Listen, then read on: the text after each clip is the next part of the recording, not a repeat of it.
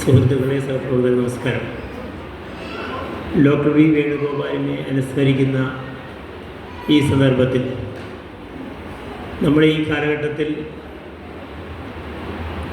അശ്രാന്തമായ പരിശ്രമങ്ങളിലൂടെ ഈ സമൂഹം നിലനിൽക്കണം എന്നാഗ്രഹിക്കുന്ന അപൂർവ വ്യക്തിത്വങ്ങളിലൊന്ന് നമുക്ക് കാലത്തിന് മുമ്പേ കടന്നുപോയി എന്നതാണ് നമ്മെ അലട്ടുന്നത്. നമ്മുടെ രാജ്യത്തെ വർത്തമാനകാല രാഷ്ട്രീയ സാഹചര്യം വേണു സാറിനെ പോലെ ഒരു പ്രൗഢ വ്യക്തിത്വത്തെ ആഗ്രഹിക്കുന്ന സന്ദർഭമാണ്. നമുക്കറിയാം, ഇന്ന് രാഷ്ട്രീയം അസ്തമിച്ചു പോവുകയും വ്യക്തികേന്ദ്രിതമായി അധികാരത്തിനും ധനത്തിനും അതിന് ഒത്താശ ചെയ്തു കൊടുക്കുന്ന ദല്ലാളന്മാർക്ക് വേണ്ടിയുള്ള ചുരുക്കപ്പട്ടികയിലേക്ക് പോയ സന്ദർഭമാണ്. ഇപ്പോൾ വലിയൊരു തെരഞ്ഞെടുപ്പ് മാമാങ്കത്തിൻ്റെ സന്ദർഭത്തിലൂടെയാണ് നമ്മൾ കടന്നു പോകുന്നത്. ഇപ്പോൾ നമ്മുടെ മാധ്യമങ്ങൾ ഉൾപ്പെടെയെല്ലാം ജനോത്സവം എന്ന പേരിൽ അങ്ങനെ ആഘോഷിക്കുകയും ഈ ആഘോഷങ്ങളെല്ലാം ചെന്ന് നിൽക്കുന്ന ഒരു തലം നമ്മൾ ശ്രദ്ധിക്കണം. കഠിനമായ വിഭജനത്തിൻ്റെയും വിദ്വേഷത്തിൻ്റെയും ഇതെല്ലാം നടത്തുന്നത് ഇവർ നടത്തിക്കൊണ്ടിരിക്കുന്ന ഭീകരമായ കൊള്ളയ്ക്ക് മറപിടിക്കുവാനാണ് എന്നതാണ് സത്യം. ഞാൻ വേണു സാറിനെ പരിചയപ്പെടുന്നത് 2 ദശാബ്ദങ്ങൾക്ക് മുമ്പ് DPP എന്ന വിദ്യാഭ്യാസ പരിഷ്കരണത്തിനെതിരായിട്ടുള്ള സമരങ്ങളിലൂടെ ജനകീയ പ്രതിരോധ സമിതി കേരളത്തിൽ സാധിച്ചെടുത്തത് വളരെ ഉയർന്ന രീതിയിൽ സമകാല രാഷ്ട്രീയ സാമൂഹിക സംഭവങ്ങൾക്ക് ഉപരിയായി നിൽക്കുവാൻ സന്നദ്ധതയുള്ള മനുഷ്യരുടെ ഒരു സംഘാതത്തെ രൂപപ്പെടുത്തുകയാണ്. ഇന്നിപ്പോൾ നമ്മൾ കാണുന്നത് നമ്മുടെ നിലപാടിൻ്റെ ശൈഥില്യം വളരെ കൃത്യമായി വിളിച്ചറിയിക്കുന്ന രാഷ്ട്രീയ പ്രവർത്തനത്തെയാണ്. ഇന്നലകളിൽ ഒന്നിച്ചു നിന്ന ആളുകൾ ഇന്നുകളിലും നാളുകളിലും പുതിയ പുതിയ കൂട്ടങ്ങളായി മാറുകയും കഴിഞ്ഞ നാളുകളിൽ പറഞ്ഞതും പ്രവർത്തിച്ചതുമായ കാര്യങ്ങൾ മറക്കുകയും ചെയ്തുകൊണ്ട് അന്നന്ന് കാണുന്നതിനെ വാഴ്ത്തുന്ന ദൈനംദിന താല്പര്യങ്ങളുടെ വക്താക്കളായി മാറിയ ഒരു സന്ദർഭമാണ്. ഇത്തരമൊരു സന്ദർഭം ചരിത്രത്തിൽ എല്ലാ കാലത്തും ഉണ്ടായിരുന്നു എന്നത് സത്യമാണ്. പക്ഷെ അതിൻ്റെ ഡയമെൻഷൻ, അതിൻ്റെ സ്വഭാവം കൂടുതൽ മാറുകയാണ്. ആധുനികമായ സാങ്കേതിക വിദ്യയുടെ വളർച്ചയ്ക്കൊപ്പം നമ്മുടെ പിഴപ്പുകളും വഷളത്തരങ്ങളും കൂടി വളരുന്നു എന്നതാണ് സത്യം. വേണു സാറ് നമുക്കറിയാവുന്നതുപോലെ വലിയ ധൈഷണിക സാന്നിധ്യമുള്ള വ്യക്തിത്വമുള്ള ഒരാളാണ്. പക്ഷെ അദ്ദേഹം വ്യക്തിപരമായി നമ്മൾ ഇടപെടുമ്പോൾ നമ്മളോടൊപ്പം നിൽക്കുന്ന ഏറ്റവും സ്നേഹസമ്പന്നനായ ശ്രേഷ്ഠമായ ഒരു വ്യക്തിത്വത്തിൻ്റെ ഉടമയായി വളരെ പെട്ടെന്ന് ഐക്യപ്പെടുന്നതാണ്. സാഹിത്യത്തിലൊക്കെ മനുഷ്യർ തമ്മിൽ, ആശയങ്ങൾ തമ്മിൽ താതാത്മ്യപ്പെടുന്ന അസാധാരണമായ രംഗങ്ങളുണ്ട്. വേണുസാറ് അങ്ങനെ മനുഷ്യരുമായി താതാത്മ്യപ്പെട്ട വ്യക്തിയാണ്. അപ്പോൾ എനിക്ക് വ്യക്തിപരമായി ഞാൻ അദ്ദേഹത്തിൻ്റെ സാന്നിധ്യം അത്രയേറെ ഇഷ്ടപ്പെട്ടിരുന്നു. കാരണം അതിനു മുമ്പൊന്നും വലിയ പരിചയമില്ലാതിരുന്നിട്ട് പോലും പരിചയപ്പെട്ട നാളുകൾ മുതൽ അദ്ദേഹം വളരെ പെട്ടെന്ന് നമ്മോട് ഇഴുകിച്ചേരുന്ന ഒരു അസാധാരണ പ്രകൃതം.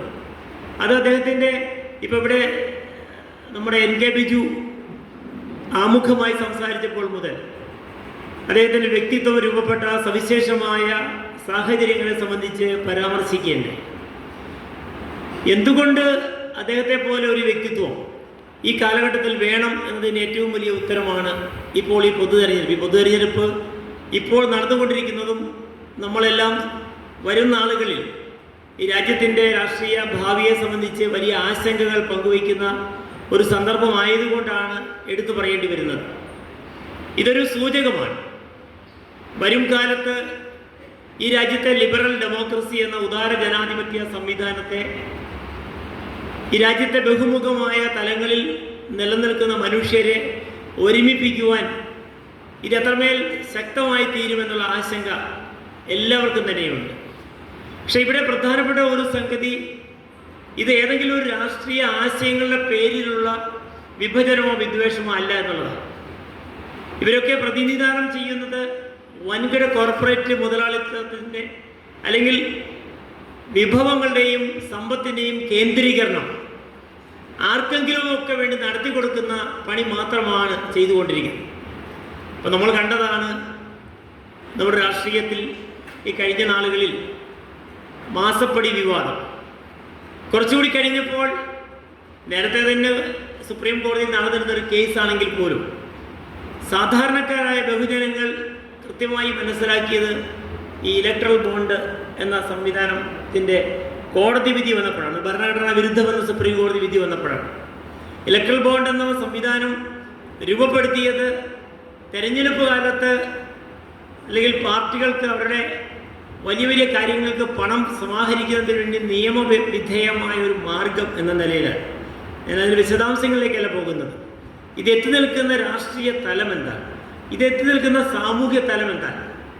വളരെയധികം ധനം ഈ സമൂഹത്തിൽ കേന്ദ്രീകരിക്കപ്പെട്ട് അതുപയോഗിച്ച് ആളുകളെ വിലക്കെടുക്കുകയും നമ്മുടെ താൽക്കാലികമായ സുഖ സൗകര്യങ്ങൾക്ക് വേണ്ടി അല്ലെങ്കിൽ തലമുറകൾക്ക് വേണ്ടി സമ്പാദിക്കുവാൻ വേണ്ടിയുള്ള വ്യഗ്രതയിൽ അല്ലെങ്കിൽ പൂരിപ്പിക്കുവാൻ വേണ്ടിയാണ്.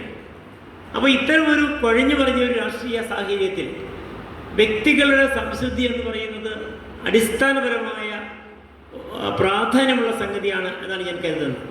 അപ്പോൾ നമുക്കറിയാം, വ്യക്തികൾ, ഏതെങ്കിലും ഒരു വ്യക്തി ദുഷിച്ചു കഴിയുമ്പോഴാണ് നമ്മളുടെ ചിന്തയാണ്, നമ്മുടെ വാക്കുകളാണ് നമ്മുടെ ശുദ്ധിയുടെ പ്രകാശനം എങ്കിൽ നമ്മൾ ഓരോ ദിവസവും കണ്ടുകൊണ്ടിരിക്കുന്നത് ചിന്താശൂന്യതയും ബുദ്ധിശൂന്യതയും യുക്തിക്കും മര്യാദകൾക്കും വിരുദ്ധവുമായിട്ടുള്ള രാഷ്ട്രീയ സമീപനങ്ങളാണ്.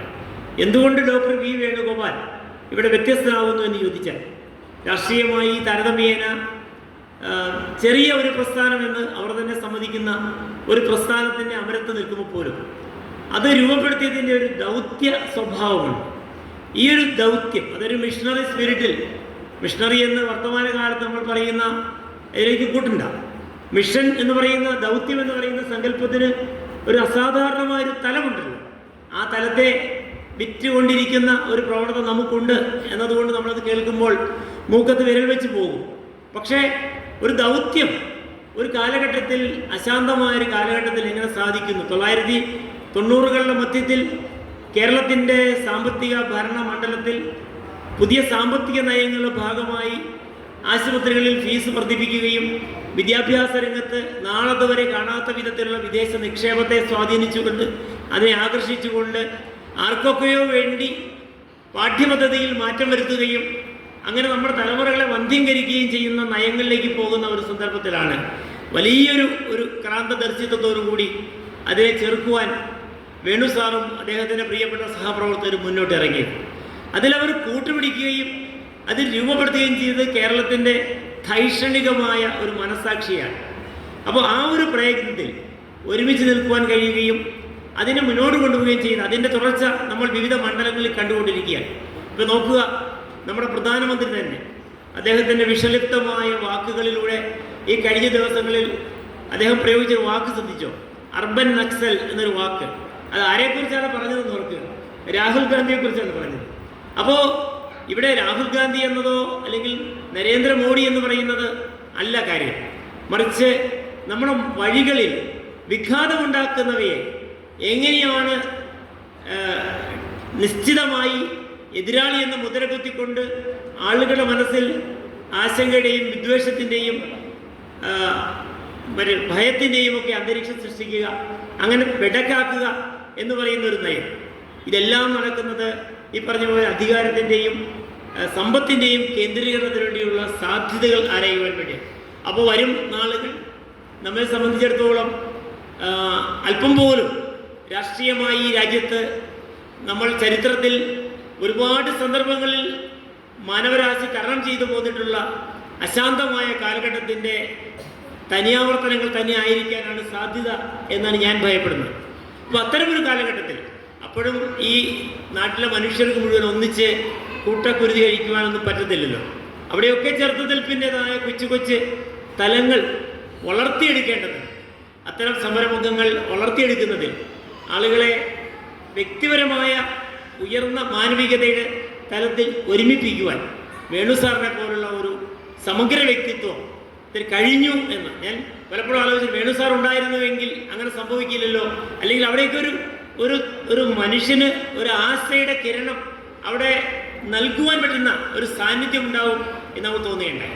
അപ്പോൾ അത്തരത്തിൽ അതിനിയും സംഭവിക്കട്ടെ. അദ്ദേഹം വഴിതെളിച്ച, അല്ലെങ്കിൽ അദ്ദേഹത്തെ പോലുള്ള ആളുകൾ മുന്നോട്ട് വച്ചിട്ടുള്ള ദർശനങ്ങൾ ആളുകളെ ഒരുമിപ്പിക്കുവാനും വളരെ പെട്ടെന്ന് തന്നെ നമുക്കിഷ്ടമില്ലാത്തതിനെ ചാപ്പകുത്തി വെടക്കാക്കിക്കൊണ്ട് തങ്ങളുടെ തോന്നിവാസവുമായി മുന്നോട്ട് പോകുവാൻ രാജ്യത്തെ ഭരണഘടനയും രാജ്യം ഇതപര്യന്തം മുന്നോട്ട് വച്ചിട്ടുള്ള നമ്മുടെ പൈതൃകങ്ങളെയും കീഴ്വഴക്കങ്ങളെയും, ഇപ്പം ഇംഗ്ലീഷ് നിയമത്തിൽ കീഴ്വഴക്കങ്ങൾക്കാണ് പ്രാധാന്യം. അപ്പോൾ നമ്മുടെ പുതിയ ഉദാര ജനാധിപത്യ സംവിധാനത്തിൽ കീഴ്വഴക്കങ്ങൾക്ക് വലിയ പ്രാധാന്യമുണ്ട്.